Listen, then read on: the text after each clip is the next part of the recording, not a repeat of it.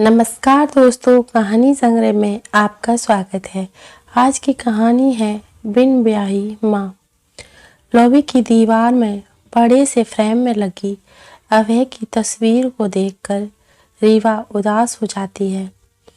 आंसू की कुछ बूंदें उसकी आंखों से लुढ़क जाते हैं। 15 अगस्त का दिन था और बाहर काफी धूमधाम थी। आजादी का सूरज धरा के कड़कड़ पर अपनी स्वर्णिम रश्मियां बिखेरता हुआ जल थल से अटकेलियां कर रहा था। आज था रीवा की बेटी का पहला जन्मदिन। अभय की कमी तो हर दिन हर पल उसे खलती थी, फिर आज बिटिया के जन्मदिन पर तो खलनी ही थी। अभय के जाने के बाद से उसकी हर सुबह स्याह थी, हर शाम उदास थी। रात अक्सर आंसुओं का सैलाब लेकर आती, जिसमें वह जी भर डूब जाती थी। अगली सुबह सूजन से भरी मोटी मोटी आंखें उसके गम की कहानी कहती।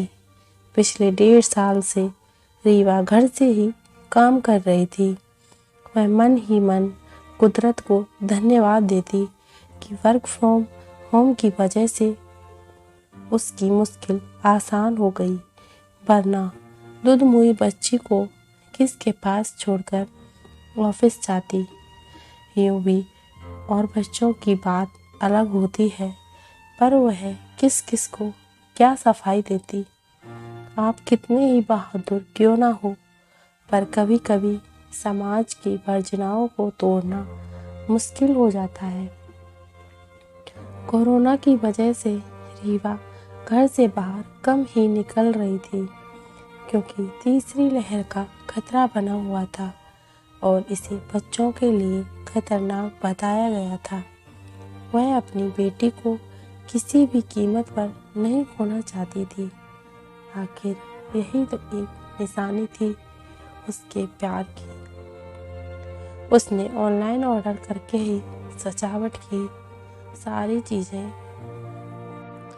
गुब्बारे, बेटिंग्स आदि एडवांस में ही मंगा ली थी। शाम के लिए केक और खाने पीने की दूसरी चीजों का ऑर्डर देकर वह निश्चिंत हो गई थी।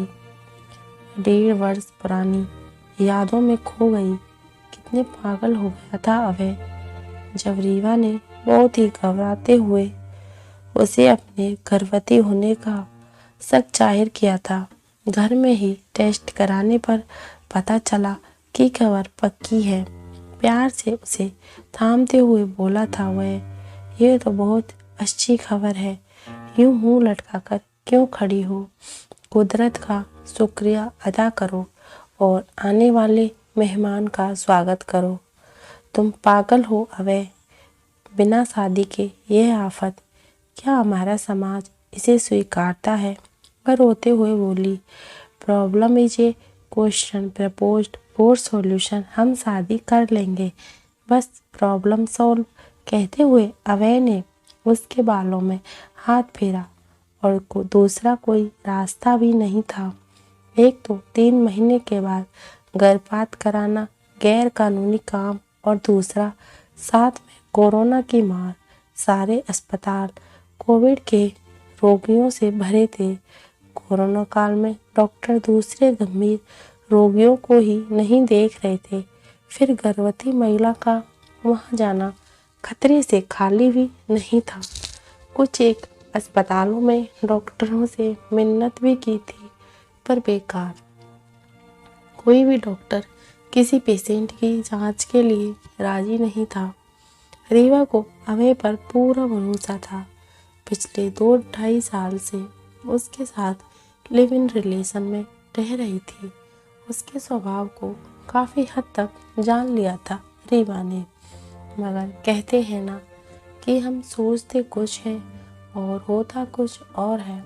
इस प्रेमी जोड़े के साथ भी यही हुआ।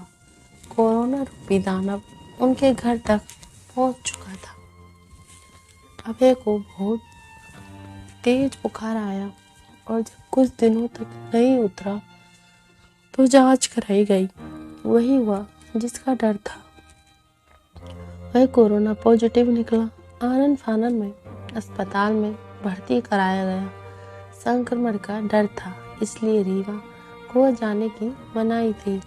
एक दो बार डॉक्टर से बहुत जिद करके आईसीयू के बाहर से अभय की एक झलक पा ली थी उसने। हालत बिगड़ती रही और अभय ने इस दुनिया को अलविदा कह दिया। पीछे छोड़ गया रोती बिलखती रीवा और उसके अपने अजन्मे बच्चे को। दुखों का पहाड़ टूट पड़ा था रीवा पर। बदमाश सी वह घंटों तक फर्श पर ही पड़ी रही। कोरोना संक्रमित होने के कारण अभय का अंतिम संस्कार भी पुलिस ने ही करवाया था। खबर मिलने पर अभय ने के कुछ दोस्तों ने रीवा को संभाला और उसकी सहेलियों को सूचना दी। अभय के परिवार वालों को भी यह दुखद खबर दी गई। वे अपने बेटे के गम में इतने डूबे हुए थे कि उन्हें इस बात का भी ध्यान नहीं रहा कि रीवा से भी उनके बेटे का कोई रिश्ता था। भला इस तरह के रिश्ते को कौन स्वीकार करता है। विवाह नाम की संस्था हमारे समाज में आज भी उतनी संगठित है जितनी वर्षों पहले थी। हम कितना भी कुछ कह लें, मगर बिना शादी का रिश्ता नहीं माना जाता। रीवा को सामने देखते ही वे बरस पड़े। अपने बेटे की मौत का जिम्मेदार उसी को ठहराने लगे।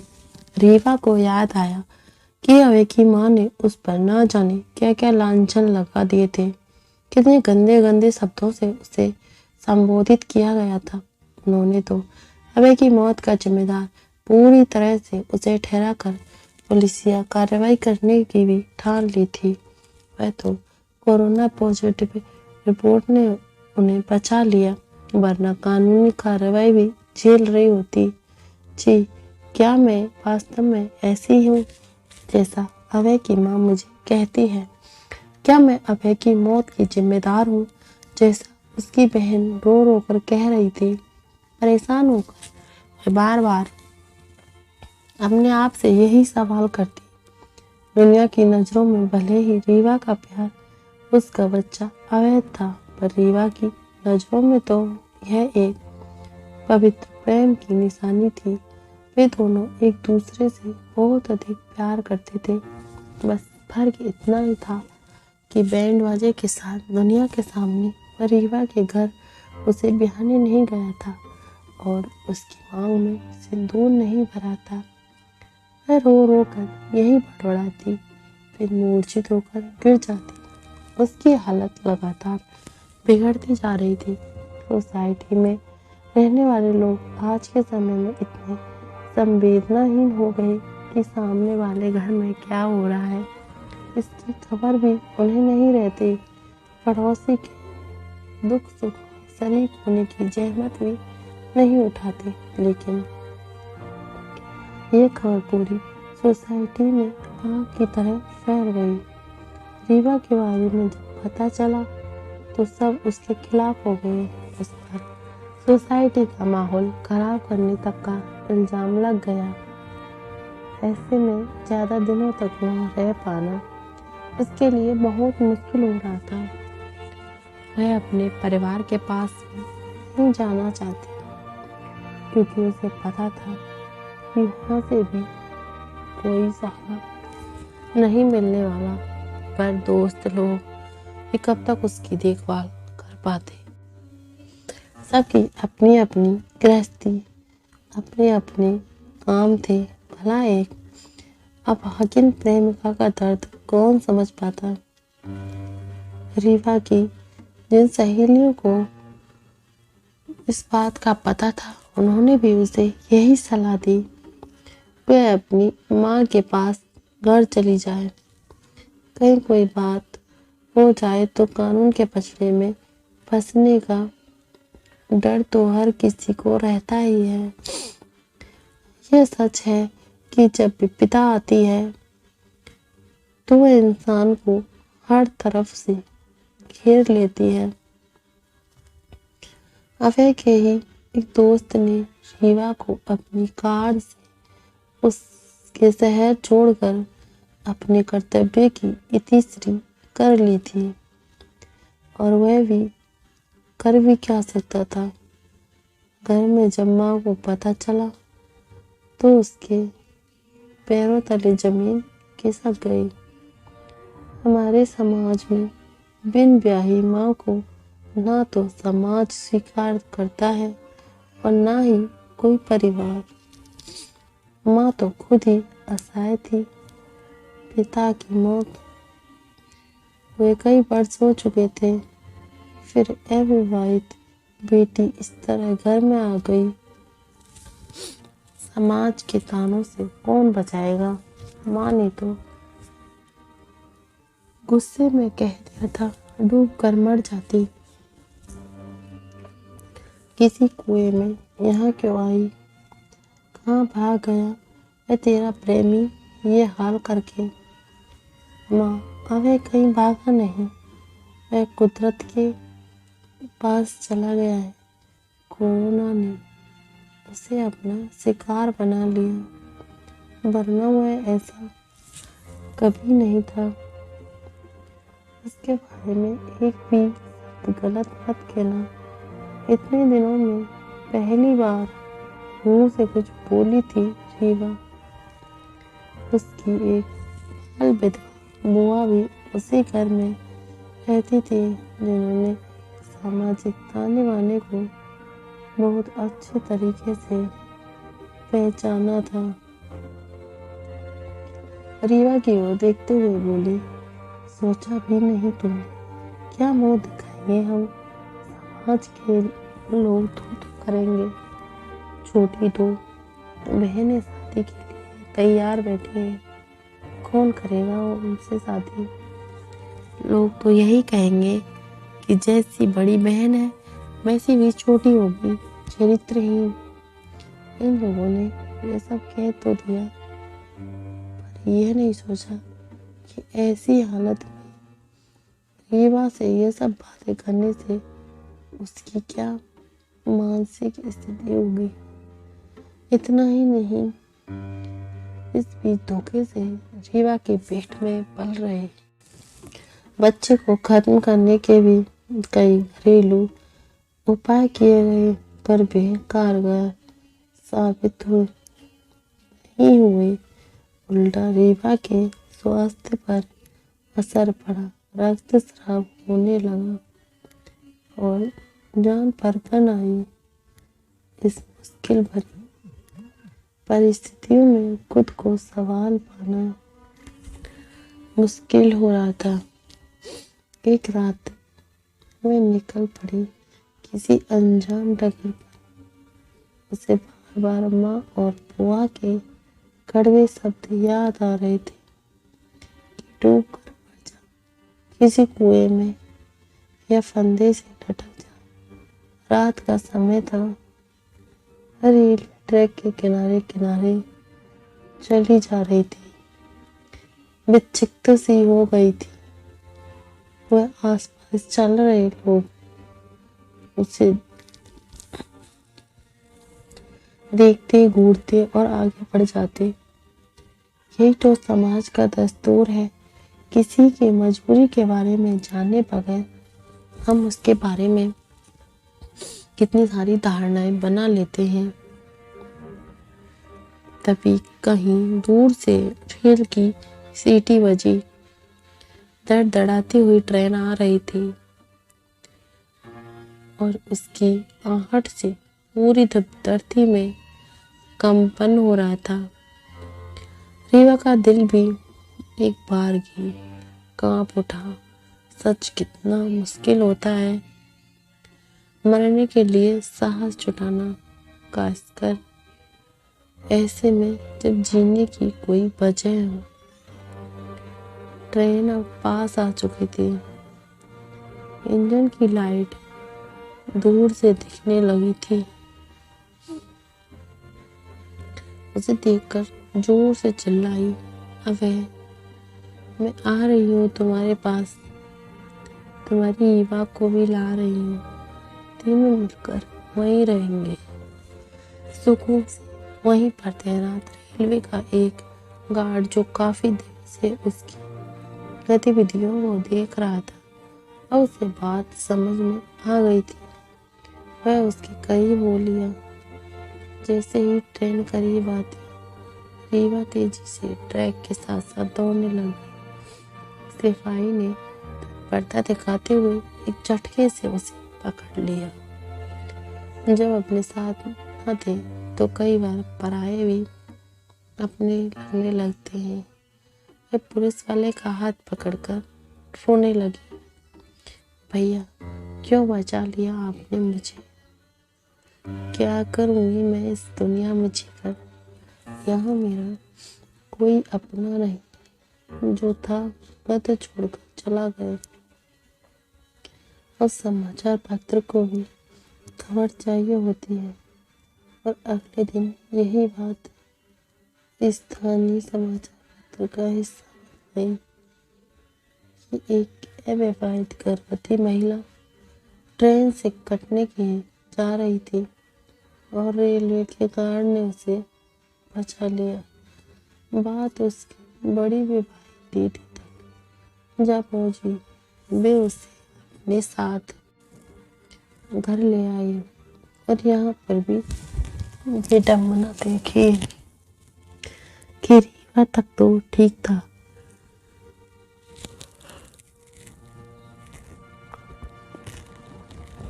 पर बच्चे को रखने की सलाह वे भी नहीं दे रही थी।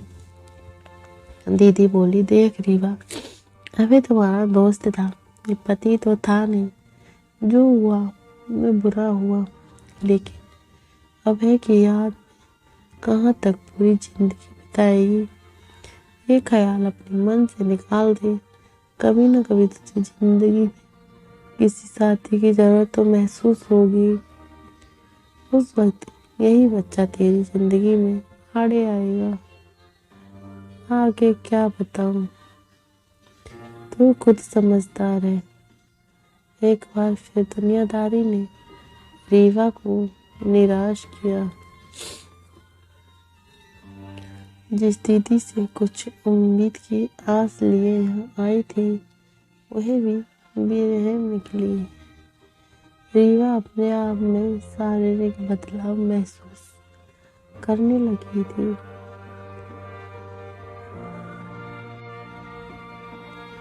और यह दूसरों को नजर आने लगे थे। लोगों में कानाफूसी होने लगी थी। उसने दीदी का घर भी छोड़ देने में अपनी भलाई समझी। दीदी को डर था कि कहीं दोबारा कोई घातक कदम ना उठा ले। उसने उसे समझा कर कुछ समय के लिए रोक दिया। रीवा, तू फिक्र मत कर, हम तेरे साथ हैं। लेकिन इस बच्चे के बारे में दुविधा बनी हुई है। दीदी, माँ कहती है कि मैंने पाप किया है। यदि कुछ दृढ़ता से बोली, देख रीवा, पाप पुण्य की परिभाषा तो न सब हमारे समाज की बनाई हुई है। इससे बाहर निकलना हमारे लिए मुश्किल है। मेरे आसपास के लोग जब तुझे देखेंगे तो यही पूछेंगे ना कि इसका पति कहाँ है। ये समाज है, किस किस का मुंह बंद करेगी। खैर, तय समय पर रीवा का जन्म हुआ। प्रसव वेदना के साथ साथ और भी कई तरह की वेदनाएं सही। दीदी ने भी एक तरह से इशारा कर दिया था कि अब वह अपना इंतजाम कहीं देख ले। बेटी को लेकर रीवा दीदी का घर छोड़कर दूसरे शहर में आ गई थी और तब से यहीं रह रही थी। अचानक दरवाजे की घंटी बजती है और रीवा उस ओर जाने की कोशिश करती है। रीवा ने देखा तो दूध और ग्रोसरी वाला था। यूं तो घर में कोई भीड़ भाड़ नहीं, फिर भी रौनक थी। 15 अगस्त का पावन दिन था, साथ में बेटी का जन्मदिन भी। रीवा कभी देश प्रेम के गाने बजाती और कभी जन्मदिन के। रीवा अकेले ही माता पिता दोनों का कर्तव्य निभाते हुए अपनी बेटी के जन्मदिन के अवसर पर कोई कसर नहीं छोड़ना चाहती थी। अब तो उसकी नन्ही परी थोड़ा थोड़ा चलने लगी थी। 2-4 कदम चलती, फिर गिर जाती, फिर खुद ही संभल जाती। जब से कुछ समझने लगी थी तो उसने सिर्फ माँ को ही देखा था। पापा नाम का भी कोई प्राणी होता है, ये बात तो उसे पता भी नहीं थी। अब छोटे से घर को रीवा ने बहुत ही कला ढंग से सजाया था और अपने स्टाफ के कुछ खास लोगों को पार्टी में बुलाया। अहीवा बिटिया को भी मैरून रंग का सुंदर सा फ्रॉक पहनाया था। बड़ी ही सुंदर लग रही थी उसकी फ्रॉक में। यह फ्रॉक पिछले 1.5 साल से रीवा भी अपने बॉक्स में छिपा कर रखा था, जैसे चोरी का कोई सामान हो। शायद उसकी आंखें फिर सजल हो गई थी।